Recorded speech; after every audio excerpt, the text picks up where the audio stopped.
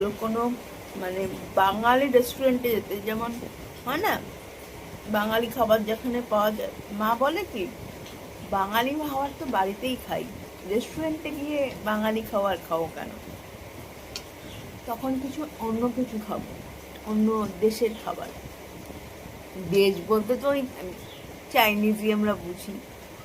অন্য দেশের খাবার আমরা এখনো পর্যন্ত আমরা খাইনি। আমরা আমাদের পরিবারে আমি, মা, বাবা খাইনি। অনেকে খায় দেখেছি, কোরিয়ান, জাপানিজ, আমরা ট্রাই করিনি এখনো পর্যন্ত। খাবো না। খাবো না বলে দিও।